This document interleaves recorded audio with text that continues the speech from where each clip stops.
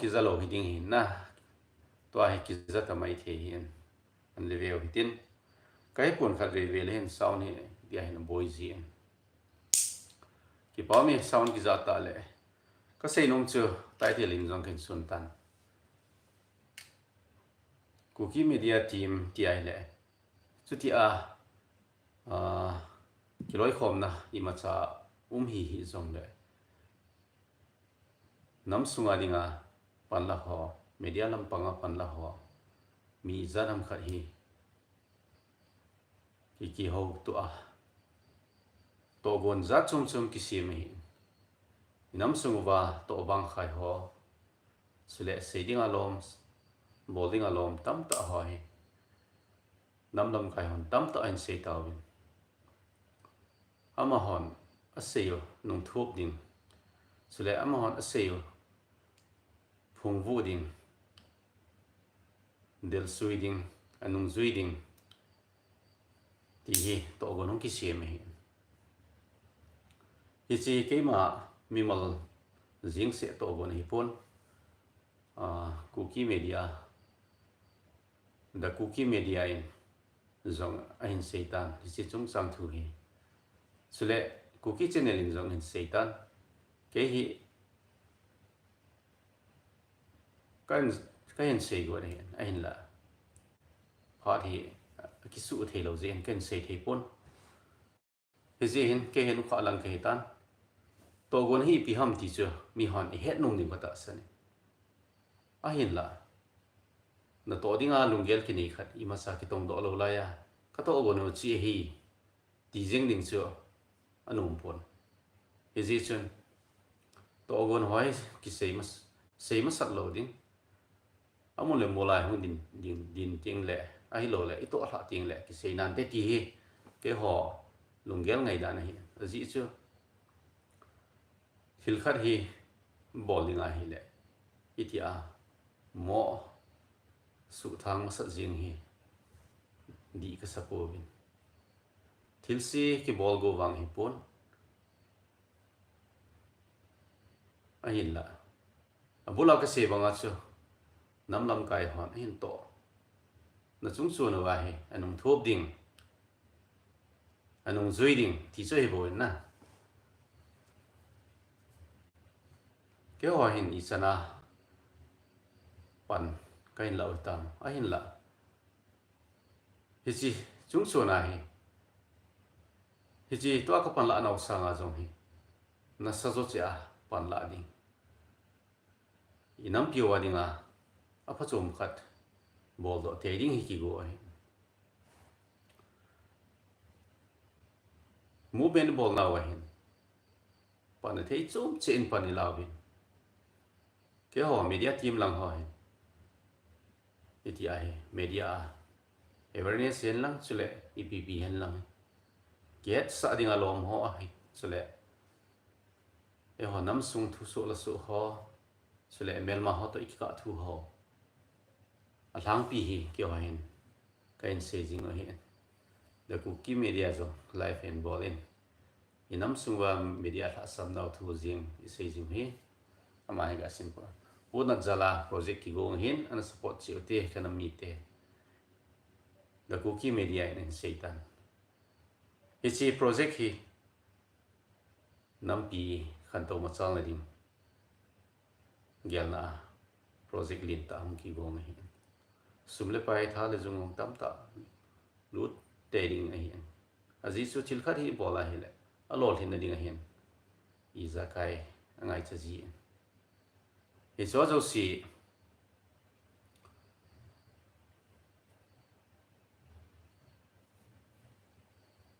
si hi ke ho mi malin ka bol do zo dio wa ka kita san lo ji o hin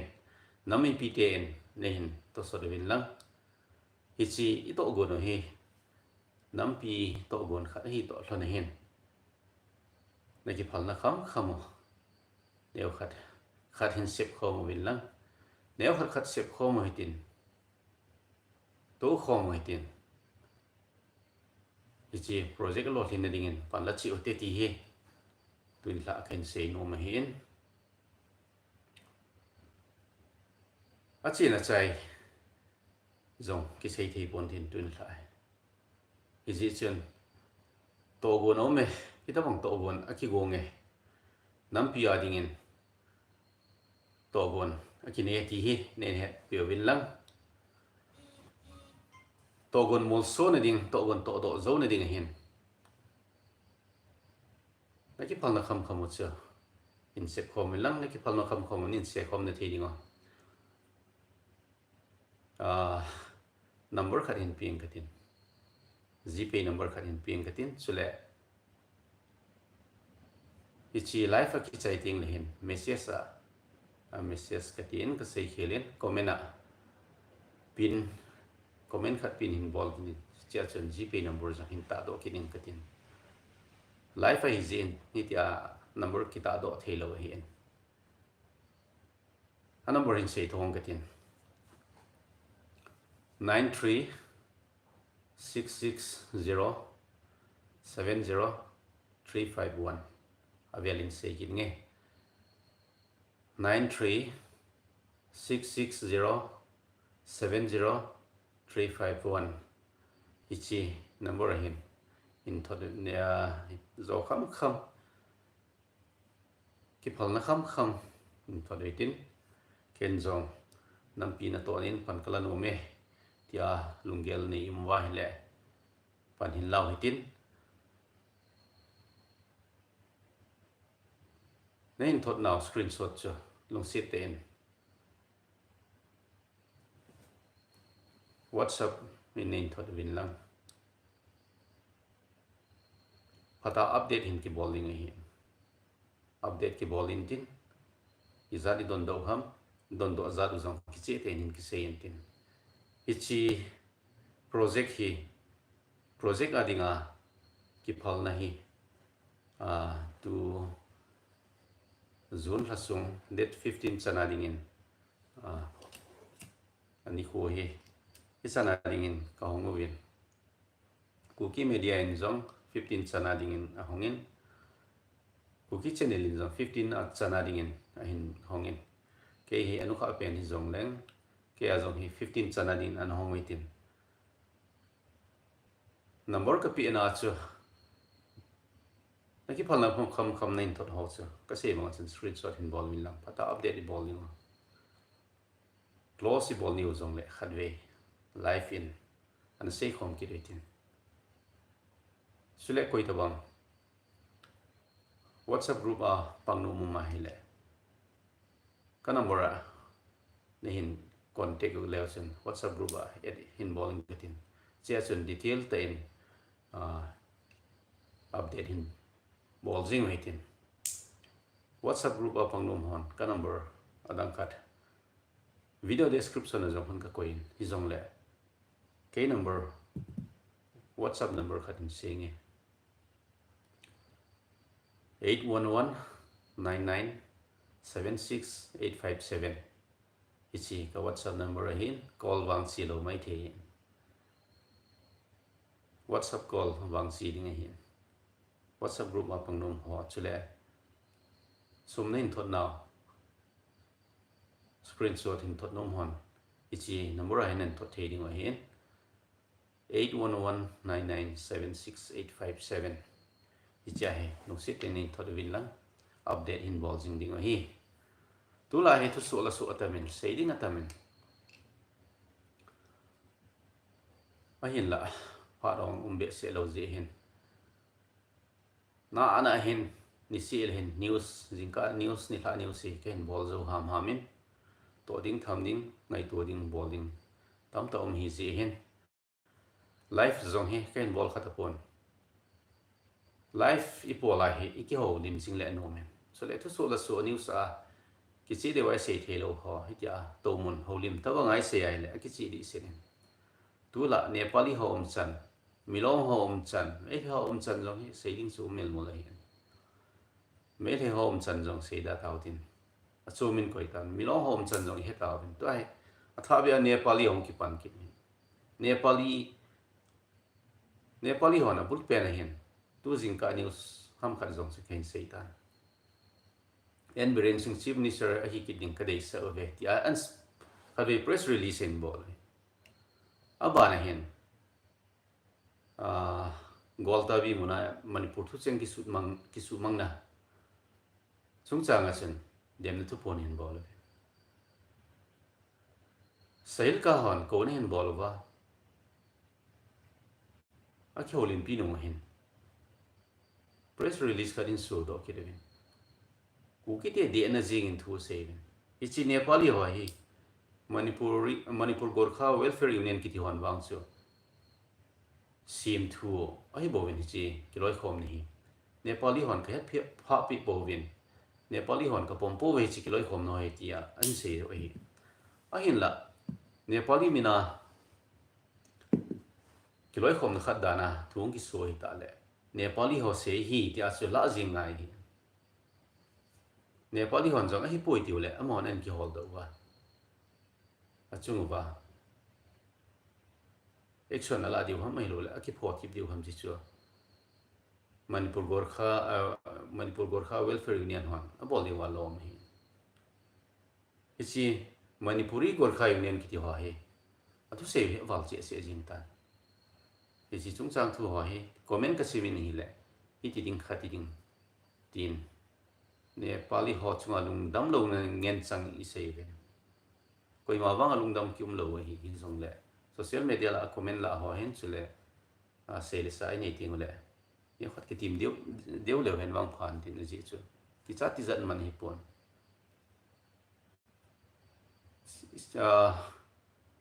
ei ma se khil ja nam pi ki pal na jong ki sei do the hi ji sing thei deuin comment ho hen na bol le hen ka dei se in comment hi lo bi ase thading mat ding hi lo hi ti ding khati ding ki ti ho bi ase along second remove pen ball ji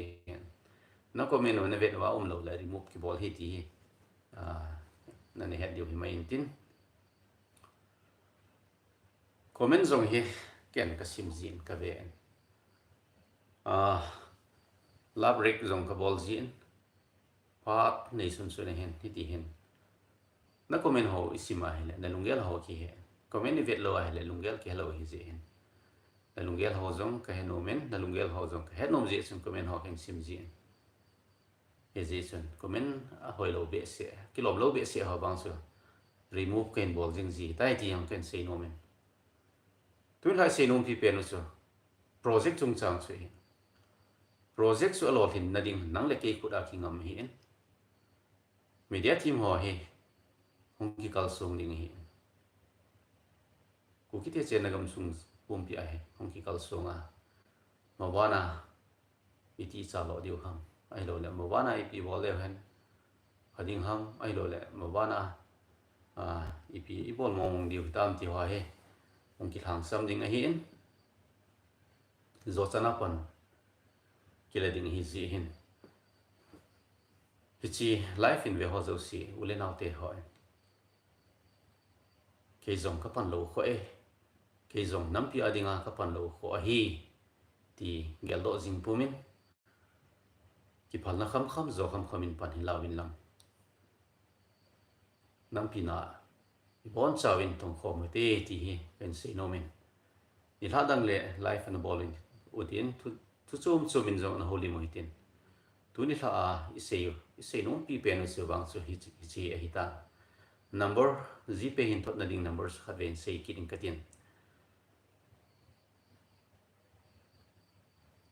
933607031 ko thum gu 0 sagi 0 thum nga khat hi che hin gpay involved lang chile a receipt so izo ka save nga chen a screenshot so ka WhatsApp number 8119976857 nin thod win lang chutile WhatsApp group bazong et involving katin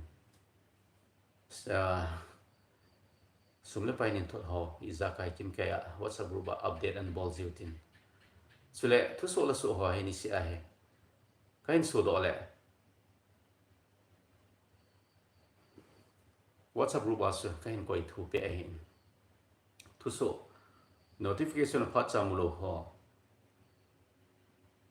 thu so ngai nom ho ading WhatsApp group so na join le no dinga jong ka chom the ding hi je chon number nei screenshot hon in thot le screenshot nei thot now number hot chu WhatsApp group a kain add ding hi to a yol how ki bina sei chu hi le thang ku chon how ki so people thang ku chon how ki thu hi chan thung ta ama hi senapati a hin additional SP Khat khelo le law and order hi le kilomi milong hon tunia press release bol na wachen SP pan ngai dam thum hen lang additional SP law and order 24 hours sungin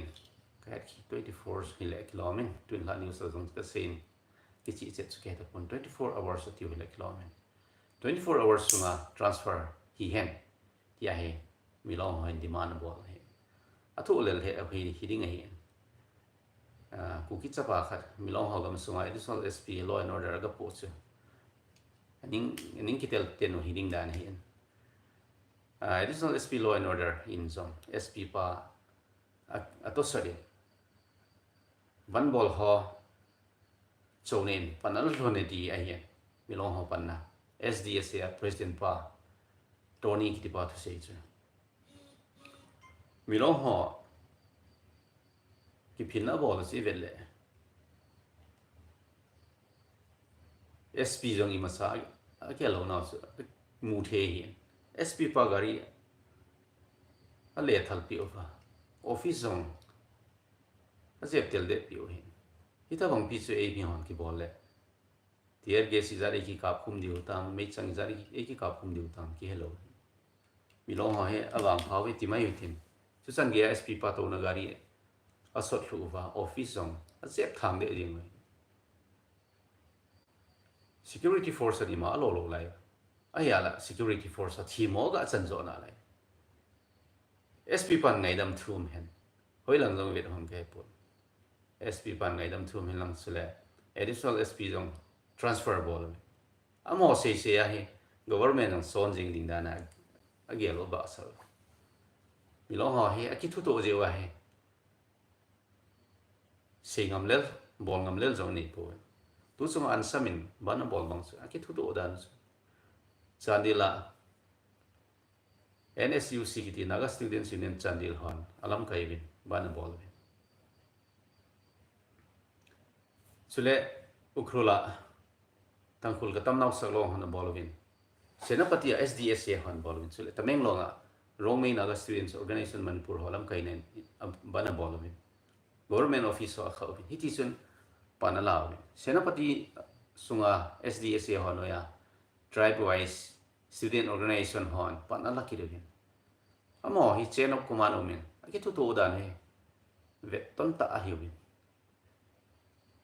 e wan jong hiti hin na ki tong thele wang chu mi te gin le za ki changin tin i bol ngal ngal le ti a he isu sela